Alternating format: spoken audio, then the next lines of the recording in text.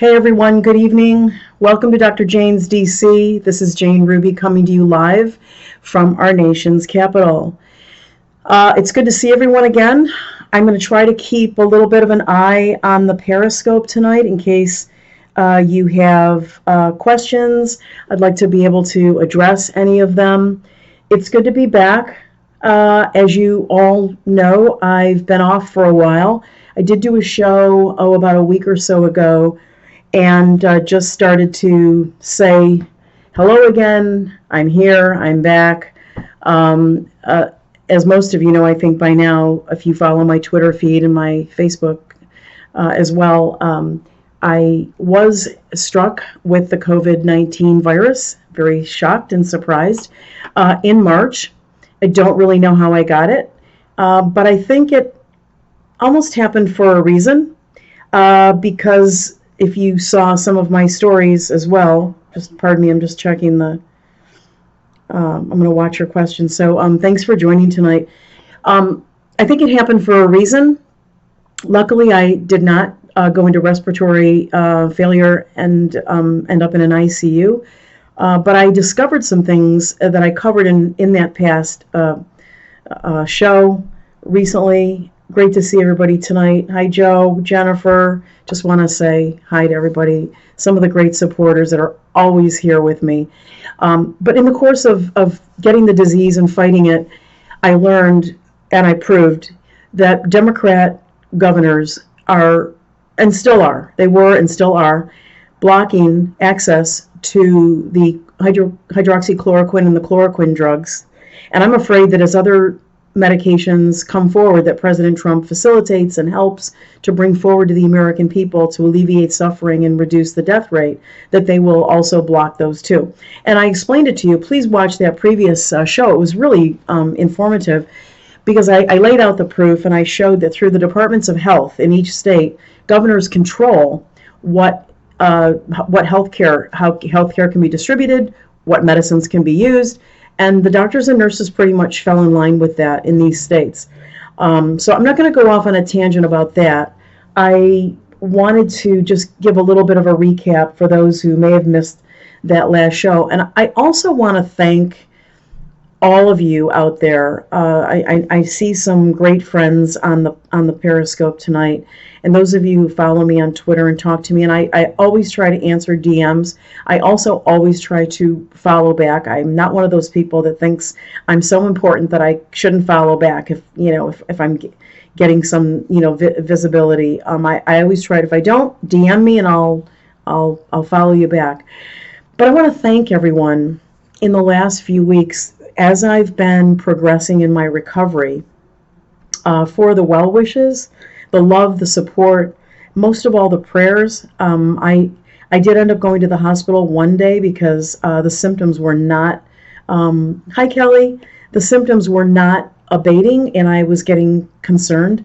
And I had a torturous day there, but I did not have a pneumonia, but I discovered a lot of things. I saw a lot of staff that wasn't busy. I saw a lot of empty rooms, and I just didn't see a correlation with the crisis in that particular hospital. I'm not going to name anything. But anyway, so I want to thank everyone for those prayers. I really believe the prayers delivered me, and I will continue to tell the story of this Democrat obstruction because I don't think it's going to end with the COVID situation. I also want to give a little bit of a special shout out to the Media Research Center. They do great conservative reporting and work, and one of their top shelf reporters, Bo Davidson, interviewed me last week, and many of you may have seen some of the interview on social media, but I want to share just a few minutes of it. I have some great stuff to talk to you about tonight. We also have a wonderful guest coming on, congressional candidate KathyBarnette. She is running in Pennsylvania's 4th district. Even if you don't have any connection to Pennsylvania, you've got to stay for Kathy's interview. She's a vet.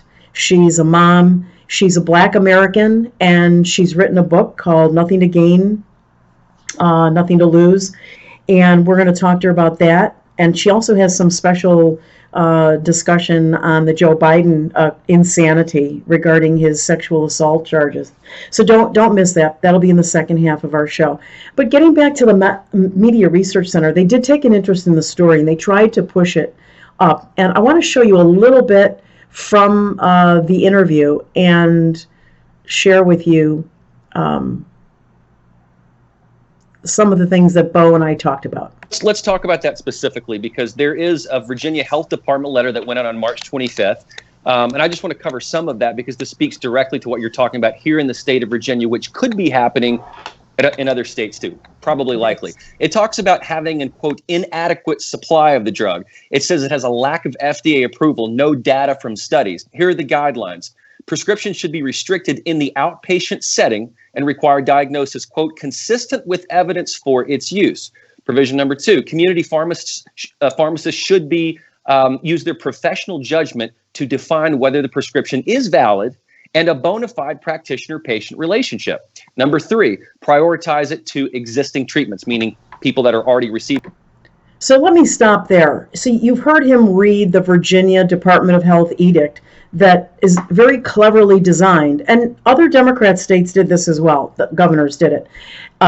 What it basically says is you can only use hydroxychloroquine or chloroquine for that which it was approved by the FDA, which is malaria and lupus.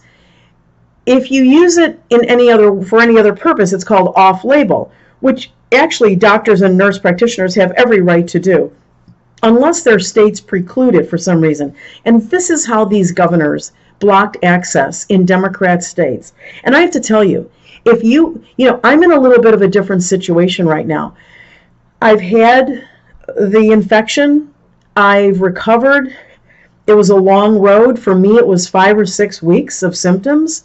I've been cleared by my Department of Health, by their guidelines. So I am free to function as the rest of the population right now. And I have been for weeks.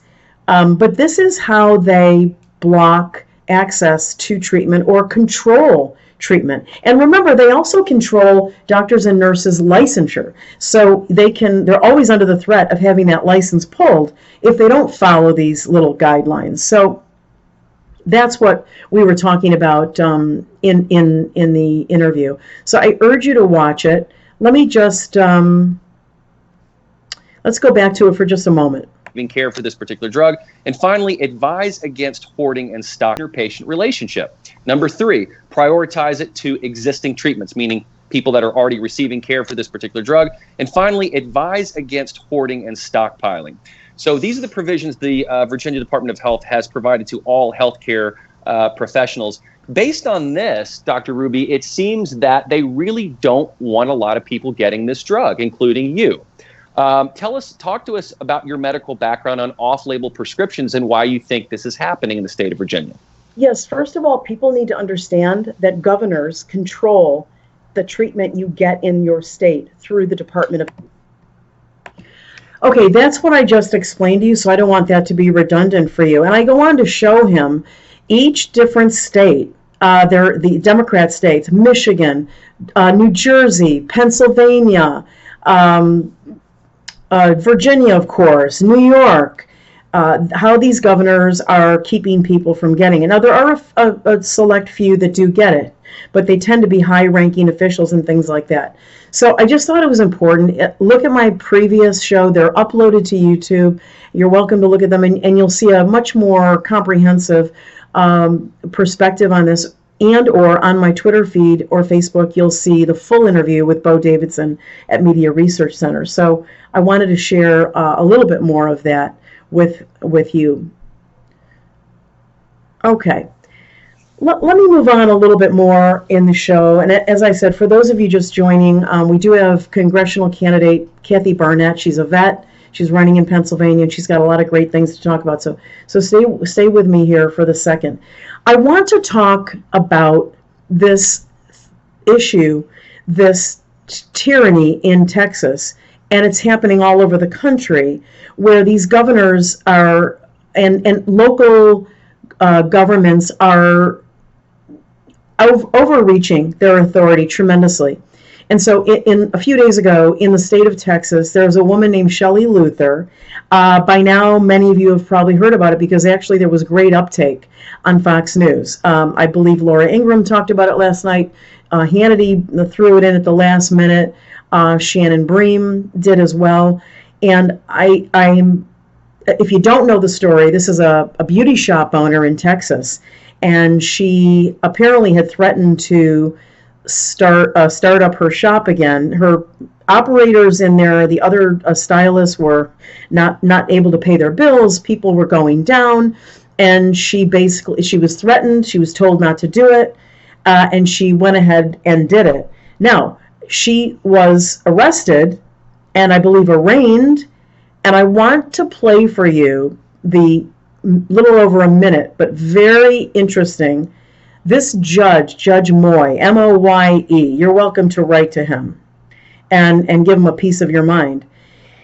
He basically threatened her with a fine and jail time, but also said if she apologized for what she did, admitted it was wrong, and then showed some respect to her elected officials, she would escape the jail time. You know what that sounds like to me?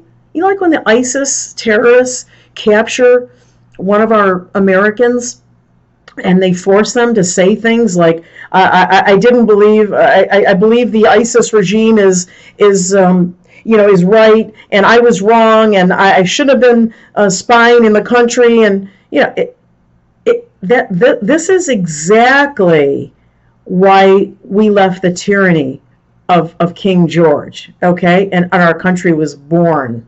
And I want you to listen for just a second to this judge, and then I'm going to play, if you haven't already heard it, I'm going to play her response. So here's the judge, the Obama appointee. Here we go.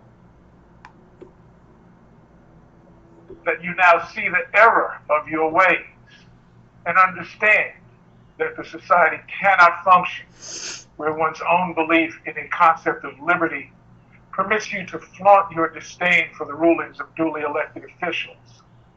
That you owe an apology to the elected officials whom you disrespected by flagrantly ignoring and in one case defiling their orders, which you now know obviously apply to you. That's him shuffling papers. Understand that the proper way in which in an ordered society to engage concerns which you may have had is to hire a lawyer and advocate for change, an exception or an amendment to a law. He's basically telling her she doesn't have the First Amendment right to address the government, protest, civil disobedience, that she should hire a lawyer. Now, she's out of work for many weeks. Her shop is crumbling, and he wants her to hire a lawyer to go around and do it the right way if she doesn't like. And by the way, it's not a law. These are orders by these officials. But let me play on. Find offensive that you publicly state that this is the way that citizens in the state should behave. We should behave. And that you represent to this court that you will today cease operation of your salon and not reopen until after further orders of the government permit you to do so. This court will consider the payment of a fine in lieu of the incarceration. $7,000. You've demonstrated that you have so clearly earned. Is there anything you would like to say? And then he gives her a chance to respond, right? He threatens her.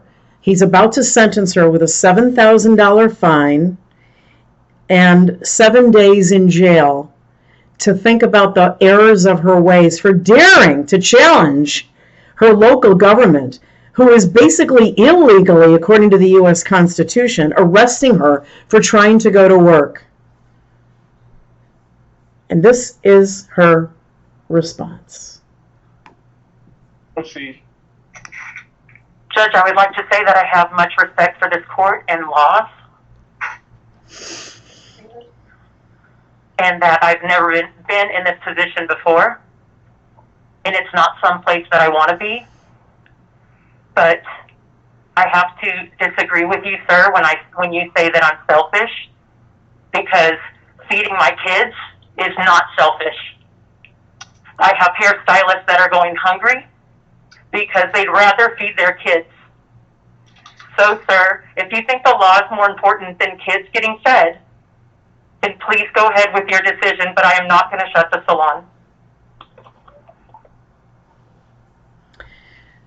That's a brave American. Now, I do know from sources that, she's been an activist for this cause for a little bit, since this is going on. This didn't just pop out of nowhere.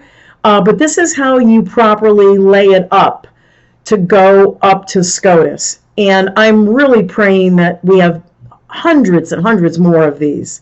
And this is what will happen. But for now, and hi Texas, we have people from Texas joining. I'm really excited.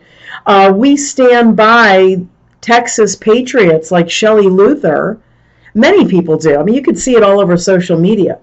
And I hope this gives courage to other people in the United States, in their various states, that are being oppressed by the government. Now, look, guys, I had the infection. I'm blessed by God that I didn't go into an ICU or die. I mean, I was sick for many, many weeks. It wasn't a day in the park.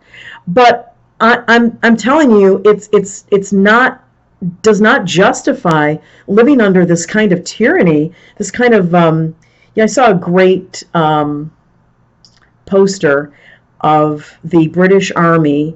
It was a meme, and it was the British Army saying to the newly American, soldiers defending the land here, get in your house. And the soldiers basically said, F you, which is really what it was all about. I mean, it's 1776 again. Who the hell does this judge think he is?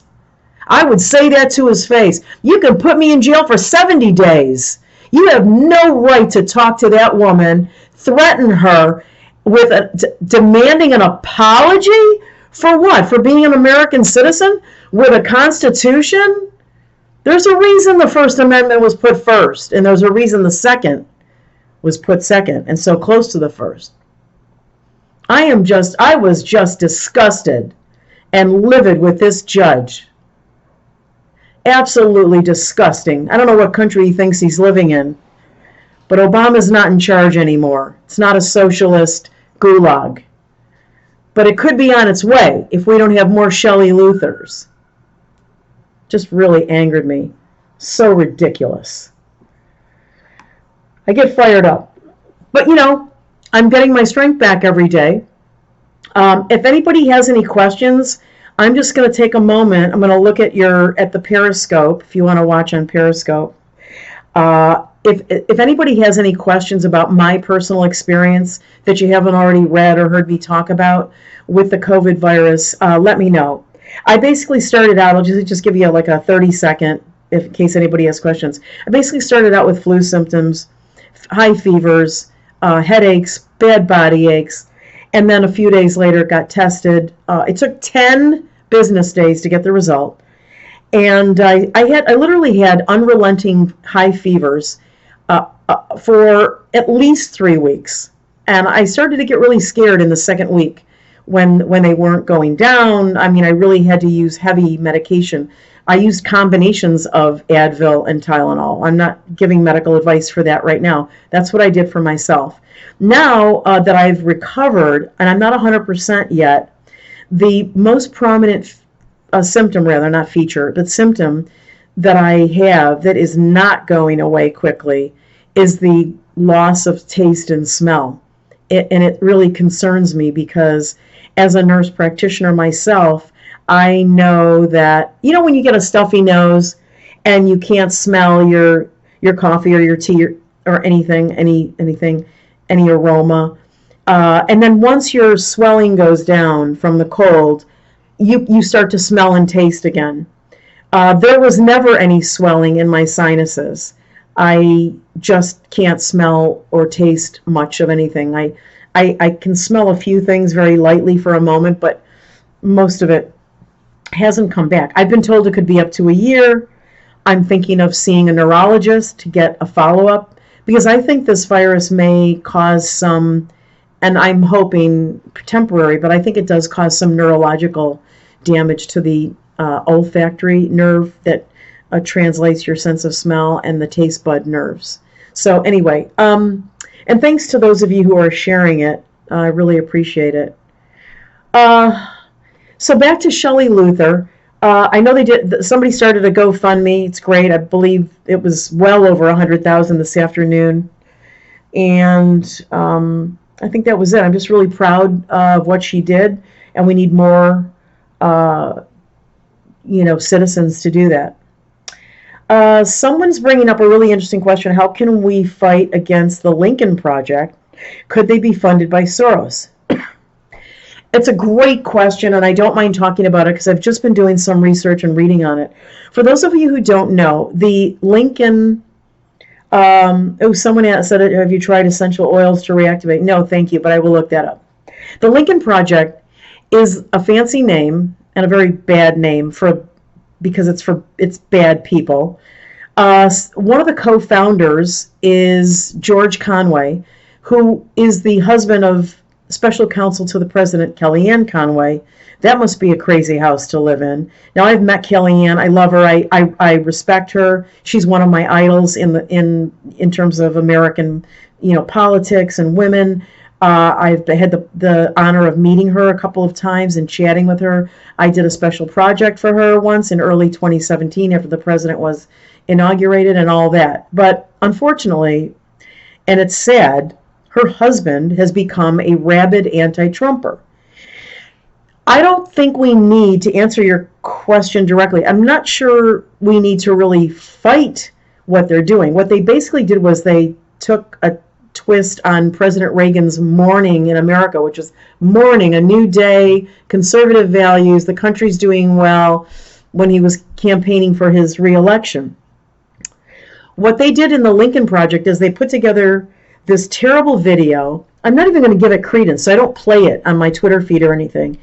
And it's just showing like all the decimated cities from Democrat-run, governments, homeless, and it shows like people in gurneys and dead bodies, all the stuff, and then creating this image that the COVID-19 pandemic was caused by President Trump, left by President Trump, mishandled, and that people, so many thousands have died and are dying and suffering, when in fact it has nothing to do with any of that. And any of you who've been watching the daily briefings and have not been on the moon or under a rock since the beginning of March understand that he's actually done an amazing job marshaling resources and putting a stop to this thing and slowing it down in its tracks, stopping travel into our country and marshaling our resources, both public and private,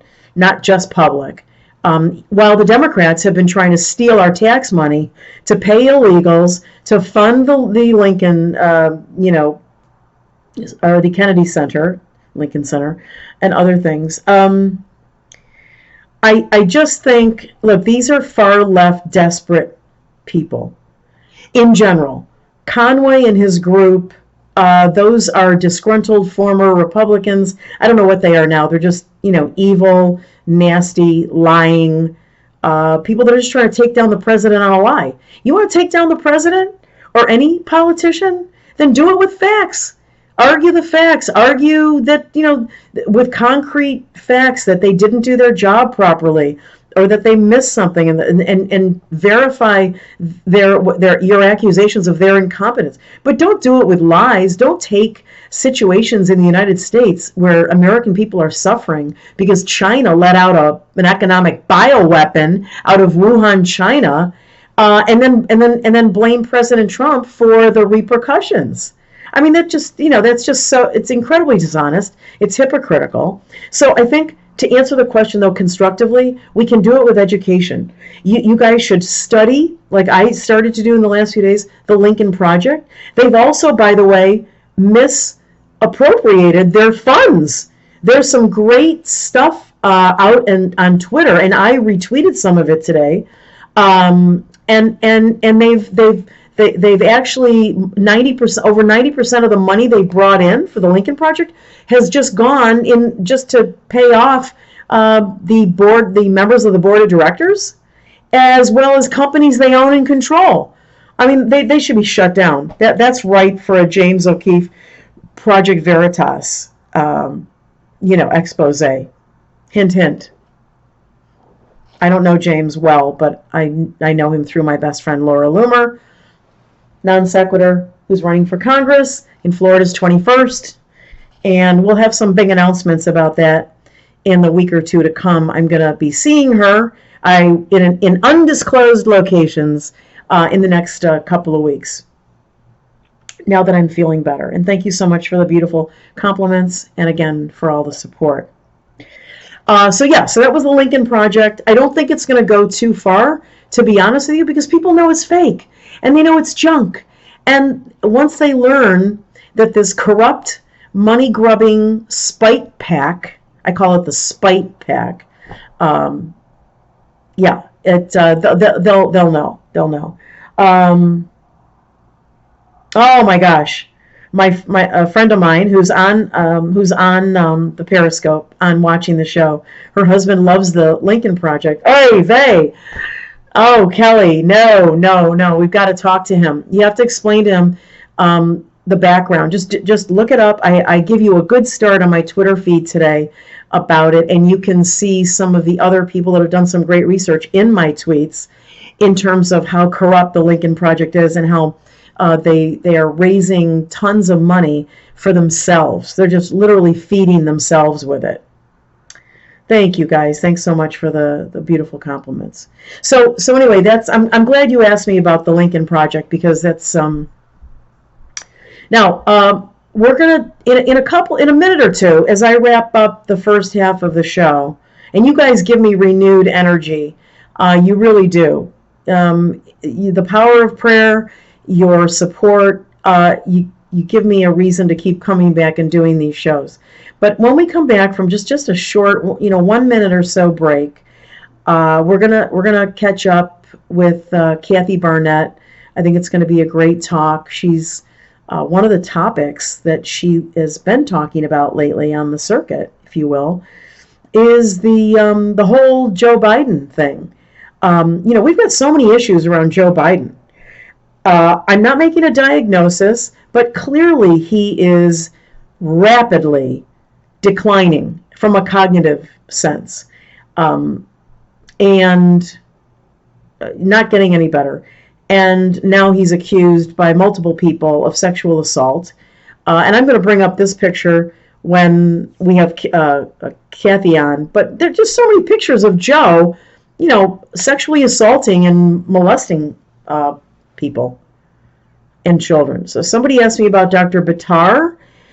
I have to, it's on my list. I am going to listen to Dr. Bitar very soon, but I've listened to a number of others that I wanted to share with you. In addition to the two docs in California who did a great job, Dr. Erickson and Dr. Masihi, they did a great job educating you about what your immunity is. I'm not an immunologist or an expert like they are in infectious disease, but as a medical professional, I can tell you that if you continue to sterilize yourself for weeks on end and stay inside, outside of sunlight, when you start to come out and live normally, you're going to get sick. You're going to get a cold. You're going to get infections. Okay, you live on Earth, my friends.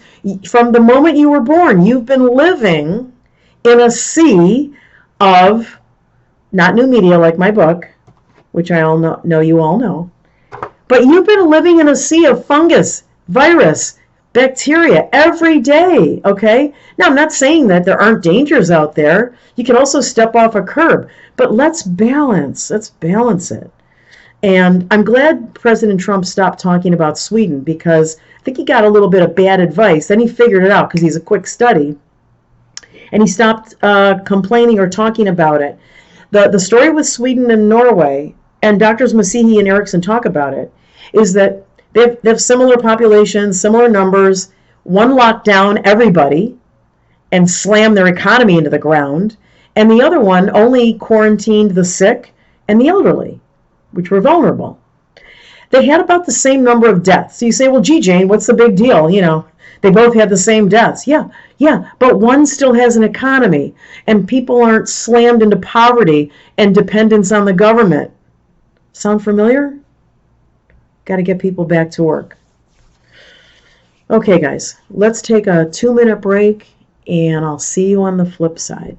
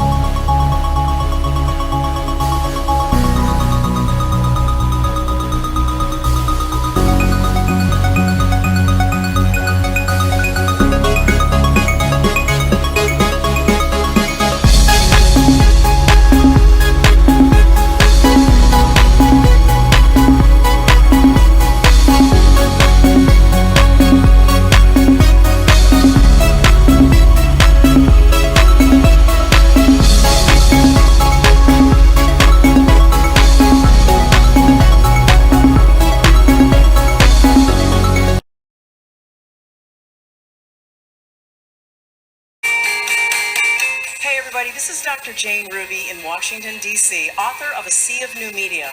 I wanted to tell you a little bit about this book because I was inspired to write it by Andrew Breitbart, who actually vindicated the Tea Party after they were falsely accused of calling 3 African-American congressional leaders the N-word, and nobody could come up with a video or an audio. So he told them weeks later, and on the National Mall, to hold up their cell phones, and thousands of people held up their cell phones, and you could see this beautiful in the night, and he said, there you have a sea of new media to capture the lies. Folks, we can't trust our mainstream media. We cannot trust our press. When you report fake news, which CNN does a lot, you are the enemy of the people. When President Trump says they're the enemy of the people, he's not being a dictator, he's telling the truth.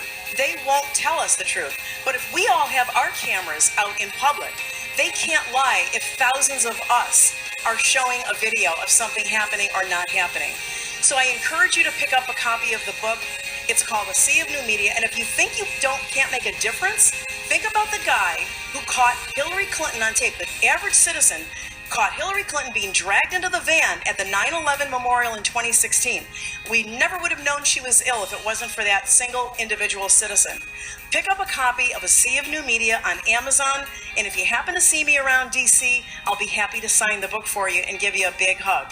I'm on Facebook and Twitter, and I have a show in DC called Dr. Jane's DC, Tuesday and Thursday nights on the Exceptional Conservative Network.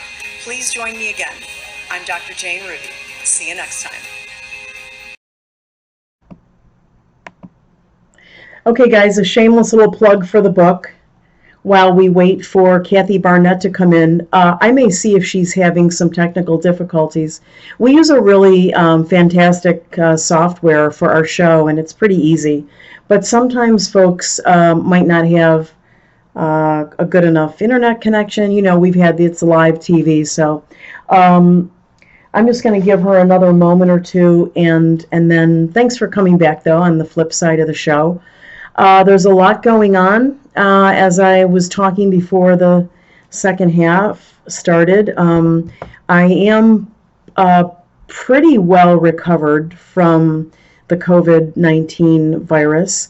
I was one of the earlier people back in February I stood with Tom Cotton, Senator Tom Cotton, and really truly believed and publicized that I believe this is an economic bioweapon that was created by China. Maybe it had some help from other places and entities, but they sat on it. They let it seed throughout Asia and Europe and in the United States long enough to become a pandemic when they could have. You can't tell me with all the technology they have that they couldn't have warned us.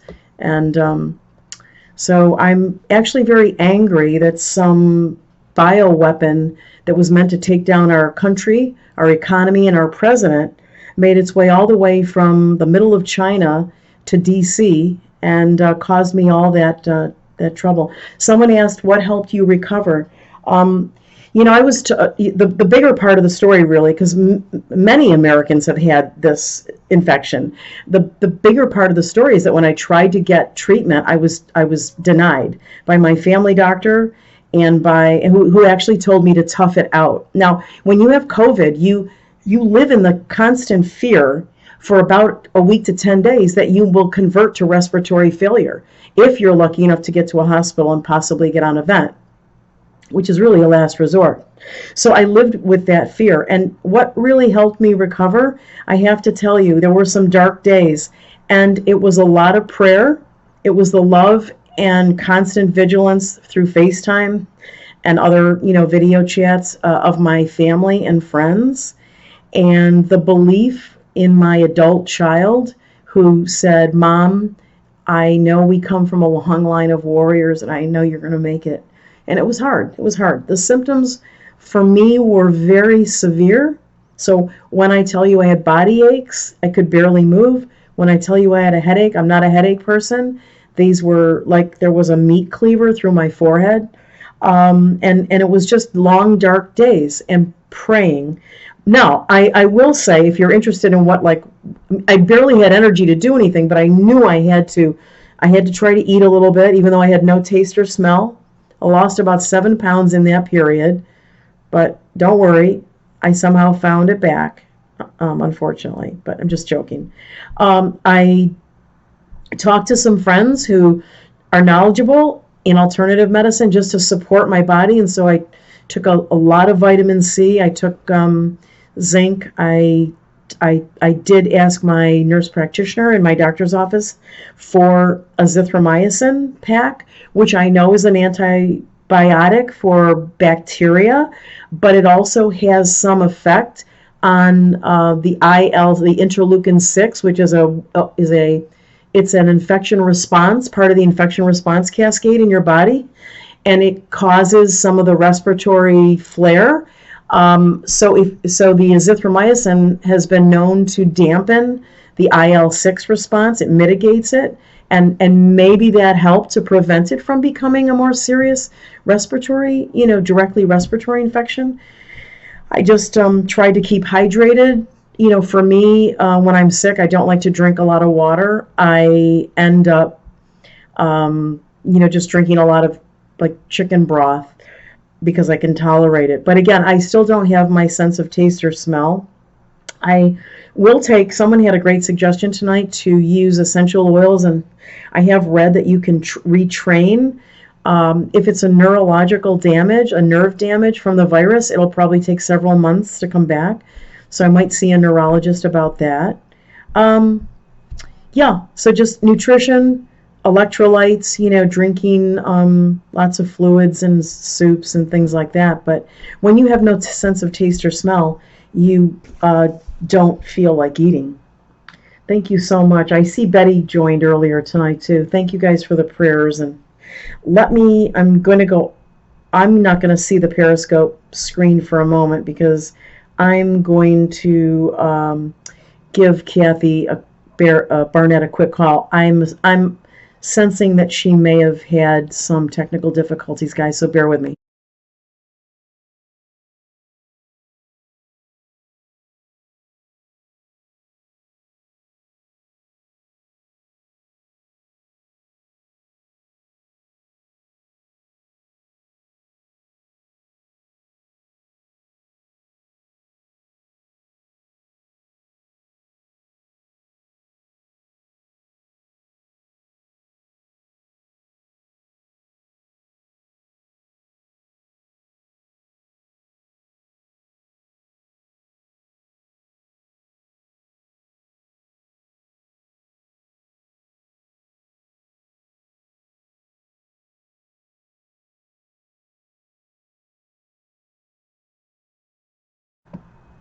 Hi, everyone. I am back. This is Dr. Jane with Dr. Jane's DC. And as promised, we have a wonderful guest tonight. We did have a little bit of an internet glitch, so I'm going to bring her in by phone. But first, let me introduce this very special lady. My guest tonight is conservative KathyBarnette. She's a Black American, a veteran. She's a speaker, a mother, and a wife. And she's a conservative political commentator. She served her country proudly for 10 years in the Armed Forces Reserves, and she was accepted into officer candidacy school. She also wrote a wonderful book called Nothing to Lose, Everything to Gain, Being Black and Conservative in America. And she's currently running for Congress in Pennsylvania's 4th District. Kathy, welcome to Dr. Jane's DC tonight.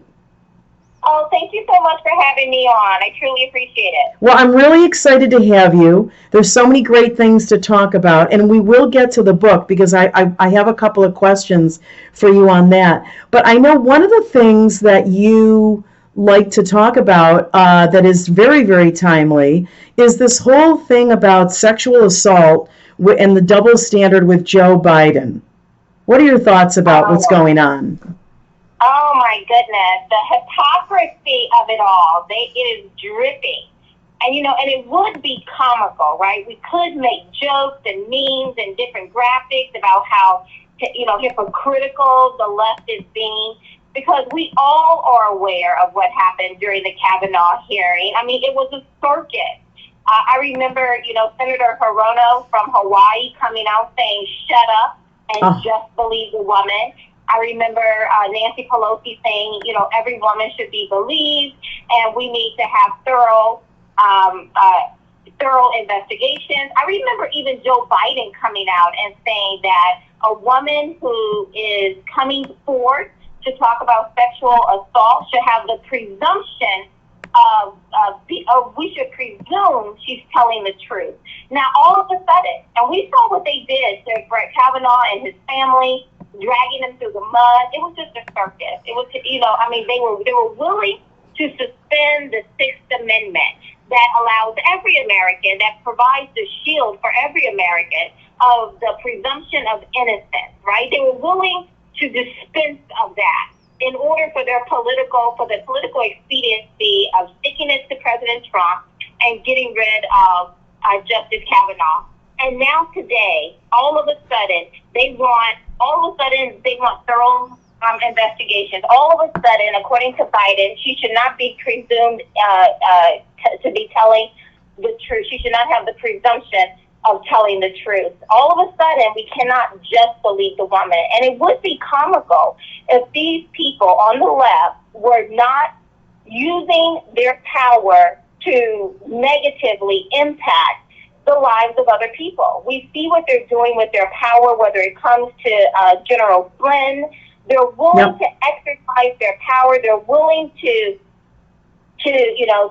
pretend there is no such thing as a constitution. They're willing to do whatever it takes in order to win, in order to destroy a life, in order to dox people or to cancel them out altogether. So the left is not harmless. And that is why this is a very serious situation here. Yeah, that leads me to the question. You're out there on the campaign trail. You're talking to a lot of folks. All Americans of all walks of life and races and creeds and all that.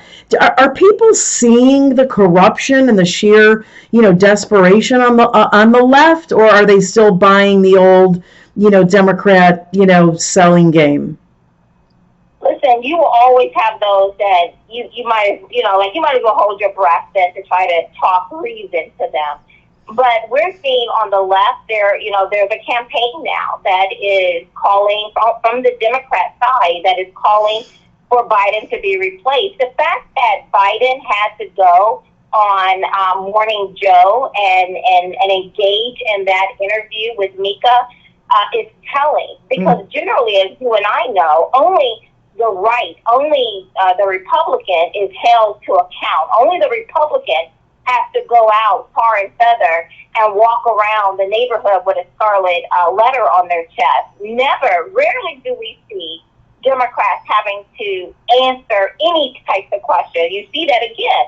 You can look at, a former FBI director, James Comey, as guilty as he is, they are applauding this man, right?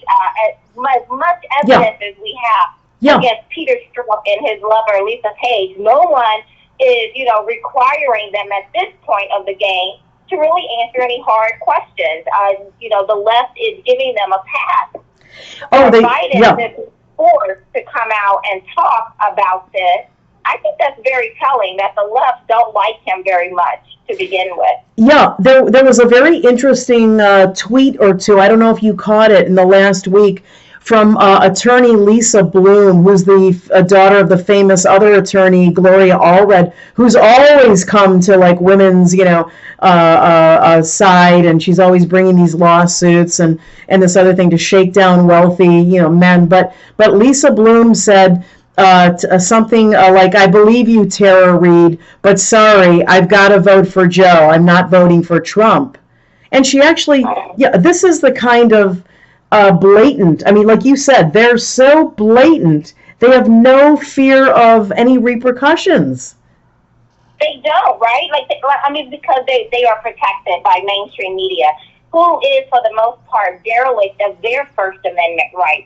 The purpose of the free press is to call fair balls and strikes, and to give us the information so that we as a people can be as informed as possible in making decisions. But when you have a media that is literally in the back pocket of the Democrat Party, or is an extension of the Democrat Party, it's a dereliction of their duty to keep us informed. And so now, so the media is not holding them accountable. They're actually providing a cover for the hypocrisy. And as a result, many people are just swallowing, what it is that they're getting off of CNN and NBC and the rest of them. So it's very difficult from that perspective. And yet there are a number of people who are beginning to see the hypocrisy, who are also beginning to see the threat that the Democrat Party, specifically the more progressive side of the Democrat Party, is displaying. I mean, even with these, authoritarian stay-at-home orders and primarily among primarily Democratic governors, that is defying logic. It's defying science, because the CDC has provided guidelines on how we can re-enter. And to begin with, you and I and the rest of the nation, we did the patriotic thing when it came to COVID-19. We were asked to voluntarily self-contain, and we did that not to eradicate this virus, but to mitigate it, to slow it down, to give our nation time to play catch up. And we accomplished that goal. And now that we've accomplished that goal, now they've moved the goalposts primarily in these Democratic states, blue states, and now they're saying, no, we need to eradicate it. We need contact tracing. We need better protocol. We need, all of these different things that are literally draining our savings, draining our ability to provide for ourselves. And I earnestly believe that that's their goal, is to drain us of our independence so that we become more docile and more agreeable to becoming dependent upon the federal government. Yeah, I think you absolutely hit the nail on the head on all of those points. I think it's obvious. I've gone so far as to say, and we can get into the China thing in a moment, but that this was an economic bioweapon to take down our country and President Trump. But before I do, I wanted to ask you a quick question, because you just listed a lot of the issues with the left and some of the problems that we have in our own party. When you get elected to Congress, you're going to be up against all of that Democrat corruption and the establishment elites in our own Republican conservative wings. What kinds of things do you think you're going to be able to do as a junior Congresswoman? Listen, I feel like Dorothy when she looked behind the curtain, and you're, right. We have some. This is my first time running for an office, and so, but I've always been engaged, politically savvy, understanding the issues. I spent the last almost 4 years on Fox News, going on, digesting, various topics, coming on mainstream media and giving my perspective, helping people to understand what's going on. I've chartered buses as an activist and taking people to state capitals. So I've always been involved from that perspective. And yet, none of that prepared me for, for looking behind the curtain a little bit, just getting a little bit of a peek of what's behind it. And it's not all the Democrat Party. I mean, there's a tremendous amount of,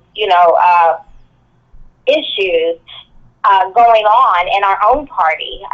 In my book, in chapter 1, I break out the 3 types of Republicans, and one of them, most of us know them as rhinos, Republican in name only. Yeah. We call them the establishment, and for many of them, electing Hillary Clinton would have been a win for them. Yes. It would have been a positive for them. Electing someone like a Donald Trump, an outsider, coming in and actually making changes, actually taking America interests first, domestically and internationally. Well, that just ruins everything that they've been able to acquire. These people are in a position of tremendous power, and they've been there like a Joe Biden. Joe Biden's been in office longer than I've been alive.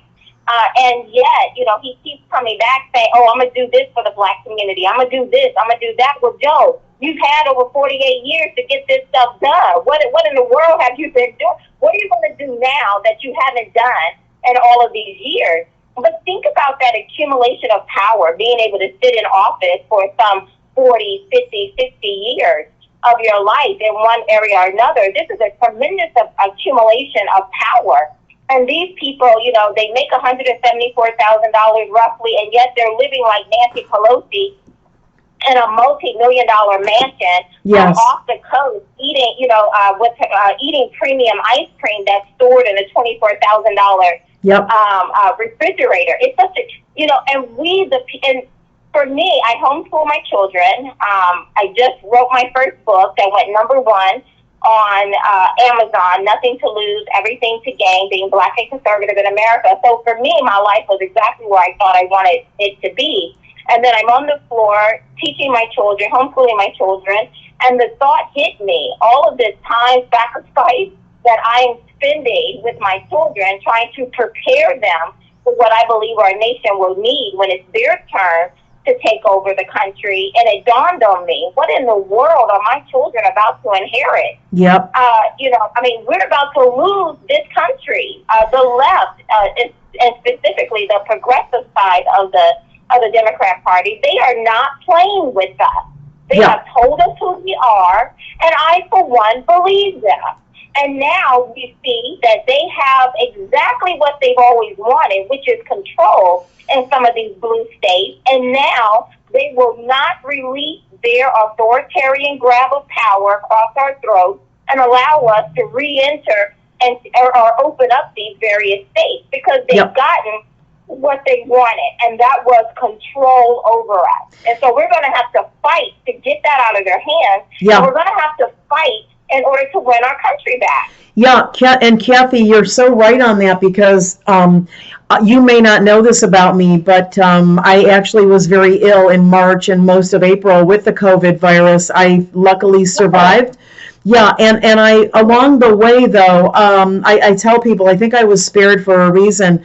Along the way, I tried to get the treatment, the hydroxychloroquine and chloroquine, and I couldn't get it in Virginia. And I discovered that through the departments of health, these Democrat governors are actually putting edicts in that it can only be used for their original indications, which is a very clever way to block access to the drug for the majority of citizens. And doctors and nurses have to comply or lose their medical licenses. So what you've just outlined is a national emergency, but in a different way. And I've been we're sharing a brain on that, because I looked at the edicts of these other Democrat states like Michigan, and Whitmer's doing the same thing, and New Jersey and New York and Pennsylvania. They're all using the same tactic, and they've got this taste of power. It was handed to them from this virus. I think people think it's going to be over. They're just going to go back to work. All these things these lockdowns are going to go away. But what you've just outlined is an incredible fight yet to come, because they're not going to give up their taste of power. Oh, no. Oh, if ever there was a time, we always say this every election, right? Every election matters, right? Get out there and vote. Sure. But if ever there was a time for us to make sure we have people in office who is representing us, hopefully now people understand just how much power our elected officials have in our lives. Wow. Yep. Us to stay inside of our homes, right? And see, some people think that they're actually free in this country, right? And that they can do whatever they want to do. And what the left is now showing us, and specifically, not all of the Democrat Party, but specifically that progressive wing of the Democrat Party, what they are showing us is that we, the people, is a joke to them, right? That they are the elite. You have, Mayor de Blasio still getting in his car, going across the state in order to go to his gym, walking up and down the park, just having the best, just living his best life. Right. Cuomo's brother, who had COVID-19, was visibly showing signs of the symptoms, and he decided to leave his, he was telling everyone, he was doing these nightly shows of being in his bunker, in his basement. And yet, he's, with symptoms showing, he just feels like he wants to go and check on his house, I believe, in the Hamptons. You have Governor Cuomo saying, if you want to be essential, then get an essential job, whatever.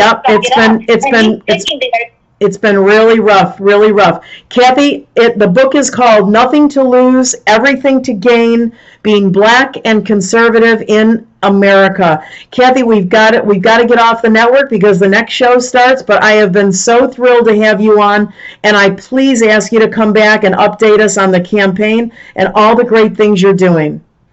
I would love it. If your listeners can go to KathyBarnette.Congress.com and donate, we would greatly appreciate it. Please do, everyone. And let's help all of our conservative candidates. Kathy, God bless, and we'll see you again soon. Blessings. Bye. Thank you. Guys, I've got to get off so that the great one, Ken McClellan, my friend, mentor, founder of our network, and the host of the Exceptional Conservative Show will be on momentarily. Thanks again for joining me. I will see you next week. Have a great night, everyone. And don't stay in and stay safe. Stay safe and get the hell out of your house. Love you all. Have a great night.